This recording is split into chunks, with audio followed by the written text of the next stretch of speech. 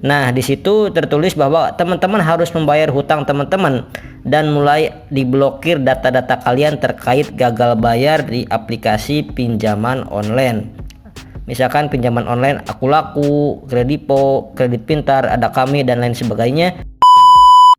Assalamualaikum warahmatullahi wabarakatuh. Di video kali ini kembali saya akan membahas terkait gagal bayar di pinjaman online. Nah, akhir-akhir ini jika teman-teman mendengar bahwa ada orang yang gagal bayar di pinjaman online akan mendapatkan peringatan keras langsung dari OJK, langsung dari divisi atau tim yang ada di OJK, itu merupakan sebuah informasi yang tidak benar, teman-teman. Tiba-tiba mereka mendapatkan email yang mencantumkan kop surat dari OJK atau logo OJK ya, teman-teman. Nah, perlu teman-teman ketahui, itu merupakan akal-akalan dari DC pinjol ya, teman-teman. Karena itu OJK itu tidak mungkin capek-capek atau istilahnya mau kirim email personal kepada teman-teman yang tujuannya adalah untuk memberitahukan bahwa teman-teman itu galbay dan teman-teman harus membayar, dan jika teman-teman tidak membayar akan dikenakan sanksi-sanksi yang sudah ditentukan oleh OJK. Coba teman-teman nanti pastikan ya email-email tersebut itu apakah email abal-abal atau tidak. Kita ketahui dicek pengirimnya saja. Jika alamat email itu @gmail, itu kan sudah pasti bohong ya. Harusnya kalau resmi dari OJK itu adalah @ojk.co.id.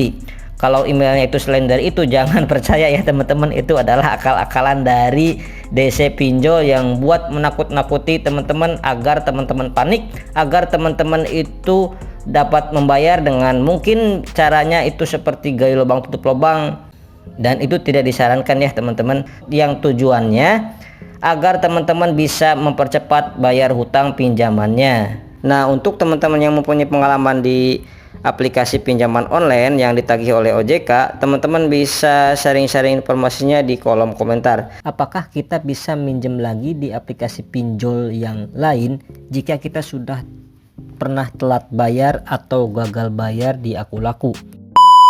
Assalamualaikum warahmatullahi wabarakatuh. Di video kali ini kita akan membahas masalah galbay di Akulaku.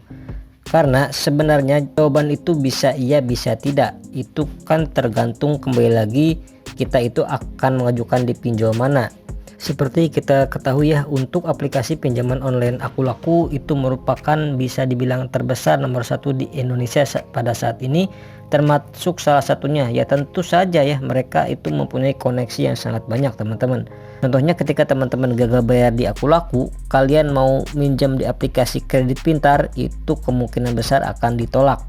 Ya bisa dibilang kerjasama atau apa yang mereka lakukan antara aplikasi Akulaku dan Kredit Pintar. Tapi yang jelas mereka bisa mengakses data tersebut. Ya mungkin karena Akulaku sudah melaporkannya ke AFPI, atau mungkin ada semacam jaringan ya, kayak saling support sana sini ya, kita nggak pernah tahu ya, teman-teman. Tapi rata-rata memang seperti itu untuk aplikasi pinjol yang legal yang sudah resmi di OJK. Nah, jujur ya teman-teman, kita nggak pernah tahu jika teman-teman sudah galbay misal 3 bulan. Itu rasanya ketika teman-teman akan mengajukan di aplikasi pinjaman manapun, itu pasti akan sulit mengajukan pinjamannya. Artinya ada pinjol nih teman-teman, sampai 70% dari nasabahnya itu nggak bisa bayar setelah lewat 90 hari. Ya mungkin artinya ketika teman-teman itu telat bayar atau gagal bayar di aplikasi pinjol ini, maka teman-teman tidak perlu khawatir lagi terhadap DC yang akan datang ke rumah. 5 aplikasi pinjaman online yang sudah terkenal dan pinjol besar serta pinjol yang sudah diawasi oleh OJK tapi masih belum mempunyai DC lapangan sampai saat ini. Oke, yang pertama ada aplikasi yang bernama Uku. Oke ya teman-teman, dan pinjol ini merupakan pinjol yang saat ini setahu saya itu belum memiliki DC lapangan. Nah, untuk yang kedua ada aplikasi yang namanya KTA Kilat. Nah, KTA Kilat sendiri itu merupakan aplikasi pinjol yang sudah sangat lama sekali ya, teman-teman. Yang ketiga itu ada aplikasi yang mungkin teman-teman tidak asing lagi, yaitu aplikasi pinjaman online Ada Kami. Nah, di aplikasi pinjaman online Ada Kami juga itu tidak ada DC lapangannya ya. Selanjutnya ada aplikasi yang bernama Adapundi. Oke ya teman-teman, aplikasi Adapundi juga sampai saat ini belum ada DC lapangannya teman-teman. Oke, selanjutnya ada aplikasi yang bernama Pinjam Duit. Nah, aplikasi Pinjam Duit ini juga merupakan aplikasi pinjol yang besar, juga namanya sudah terkenal ya teman-teman, dan sampai saat ini juga masih belum memiliki DC lapangan.